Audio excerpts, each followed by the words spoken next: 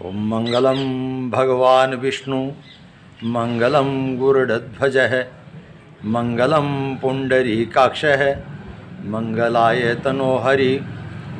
सर्वे भवन्तु सुखिनः सर्वे सन्तु निरामयाः सर्वे भद्राणि पश्यन्तु माँ कश्चित् दुख भाग भवेत्।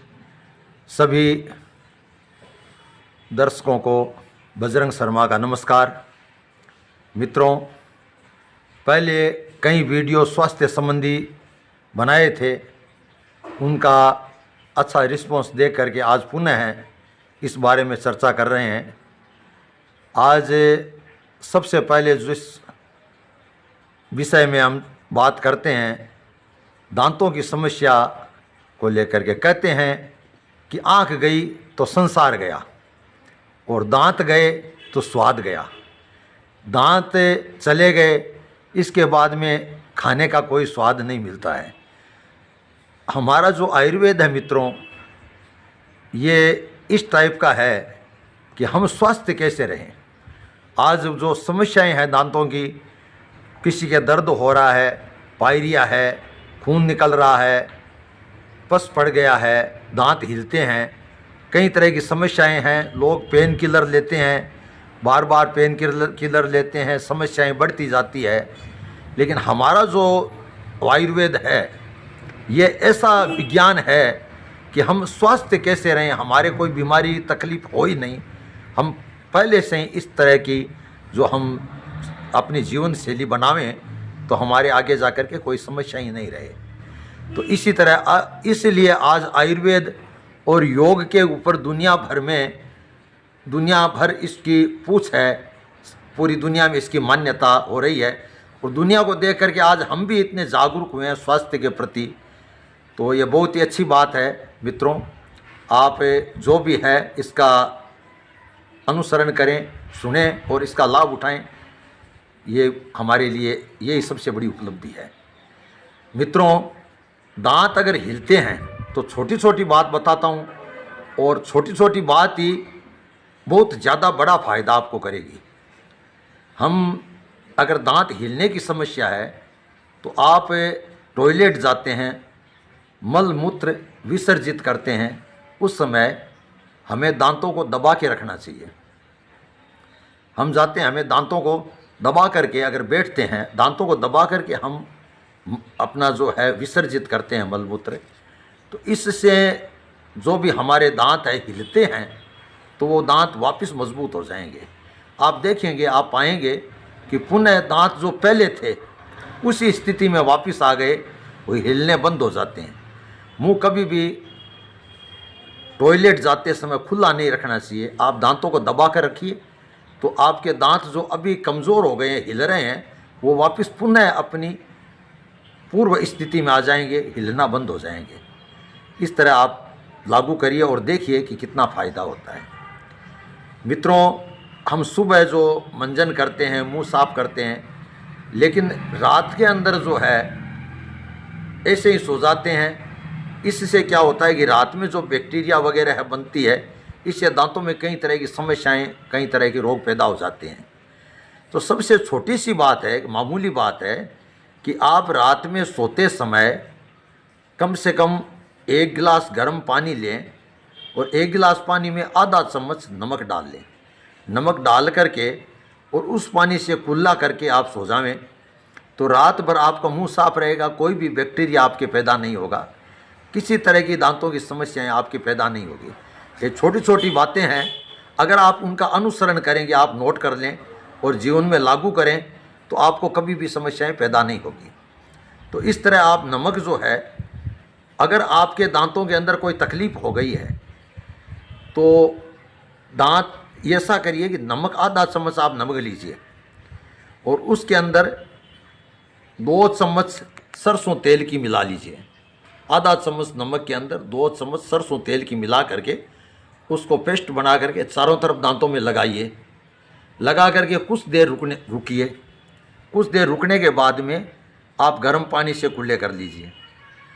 इस तरह अगर आप करेंगे, कुछ दिनों तक ऐसा करेंगे, समझिए करीब करीब महीना 1.5 महीना तक आप इसी तरह करिए और बाद के अंदर में आपकी समस्याएं काफ़ी हद तक ठीक हो जाएगी। तो आप एक दिन छोड़ करके एक दिन करना शुरू करिए।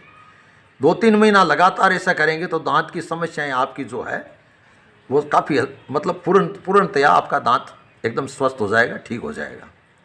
इसके अलावा मित्रों, फिटकड़ी को आप सब जानते हैं। फिटकड़ी के डले आते हैं, आप बाज़ार के अंदर कहीं भी उसको ख़रीद सकते हैं। एक तो फिटकड़ी जो हम शेव करने के बाद लगाते हैं वो नहीं, वो उसके अंदर तो कई चीज़ वो मिला करके वैसा बनाया जाता है। फिटकड़ी के डले आते हैं जिसको आप लीजिए, उसका एक फूला उपाड़ लीजिए। फूला उपाड़ने की विधि मैं बताता हूँ। आप गैस को चालू करिए, चालू करने के बाद तवा रखिए, तवे के ऊपर फिटकड़ी का एक डला रखिए। फिटकड़ी को डली रखने के बाद में आप देखेंगे उसका फूला ऊपर करके उसके तवे के ऊपर वो फूला ऊपर जाएगा। उसको आप तवे से उतार लीजिए, उतार करके एक शीशी के अंदर में उसको भर के रख लीजिए। अगर आप ऐसा कर सकते हैं तो करिए, अगर न कर सकते हैं तो आपको वही फिटकड़ी मार्केट के अंदर में कई फार्मेसियों की जो भी आयुर्वेदिक दवा बनाने वाले हैं उनके पास मिलेगी। फिटकड़ी को स्फटिका भी बोलते हैं। फिटकड़ी का एक नाम शुभ्रा भी है। शुभ्रा भस्म या स्फटिका भस्म के नाम से वो बना बनाया आपको कोई भी फार्मेसी का मार्केट में मिल सकता है। तो आप उसको खरीद लाइए, या तो आप घर में बनाइए। घर में अगर फिटकड़ी ला करके तवे के ऊपर उसका फूला उपाड़ करके और फिर उसको ले करके उस शीशी में बंद कर लीजिए।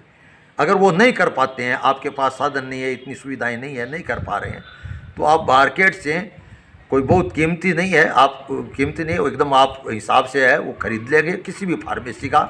जो भी आयुर्वेदिक दवा बनाने वाली कंपनियाँ हैं वो बनी बनाई, कोई कंपनी शुभ्रा भस्म के नाम से बेचती है, कोई कंपनी स्फटिका भस्म के नाम से बेचती है। वो है फिटकड़ी का वो फुला पड़ा, उसको उसी का नाम शुभ्रा और स्फटिका है। उसको आप घर में ले आइए, ला करके गर्म पानी के अंदर थोड़ा सा उसमें डालिए, छोटा चम्मच से आधा चम्मच डाल करके उससे कुल्ला करिए। तो आपको जो पस निकलता है, रस्सी है, खून निकलता है, वो समस्याएं आपकी समाप्त हो जाएगी। या उस फिटकड़ी के जो उसके स्फटिका के जो भस्म है उसके अंदर में सरसों का तेल डाल करके उसको लगाइए। थोड़ी देर रुकने के बाद में फिर वैसे ही कुल्ला करिए। कुल्ला करने के बाद में आपको क्या है कि ये समस्याएं कुछ दिनों में ही समाप्त हो जाएगी। बिल्कुल भी आपका अगर दांत के अंदर में कहीं से भी खून निकलता है, पायरिया है, अगर पायरिया है, खून निकलता है, आपकी रस्सी निकल रही है, तो वो सब समस्याएं मित्रों इस फिटकड़ी के फूले से आपको जो इसका गर्म पानी में डाल करके उससे अगर नियमित रूप से शाम को कुल्ला करेंगे या उसको सरसों के तेल में मिला करके लगा लेंगे, फिर कुल्ला कर लेंगे, तो आपको ये समस्याएं बिल्कुल भी कुछ दिनों में आप देखेंगे कि बिल्कुल भी समाप्त हो गई। अगर और एक उपाय और बताता हूँ, अगर आपके दांत के अंदर पायरिया वगैरह है और भी कुछ हो, मतलब ये सब खून वगैरह निकल रहा है, तो आयुर्वेदिक कोई भी दवा की दुकान में एक इरमेदादी तेल बोल के आपको मिलेगा। इरमेदादी तेल आप नोट कर लीजिए, किसी भी दुकान से आप ले आइए। इरमेदादी तेल आप लाने के बाद थोड़ा सा आप चम्मच में लीजिए और मुंह में आप ले लीजिए। मुंह में लेने के बाद मित्रों इरमेदादी तेल को आप मुंह में इधर उधर घुमाइए, सब दांतों के वो लगता रहे। आधा छोटी चम्मच से आधा चम्मच, चाय की चम्मच से आप आधा चम्मच उस इरमेदादी तेल को अपने मुंह में ले लीजिए। मुंह में लेने के बाद इसको आप ऐसे ऐसे घुमाते रहिए। कुछ देर बाद के अंदर में मुंह के अंदर लार बढ़नी शुरू हो जाएगी, लार उसके अंदर मिक्स होती रहेगी। फिर भी आप उसको अंदर रखिए, उसको थूकिए मत, उसको अंदर रखिए।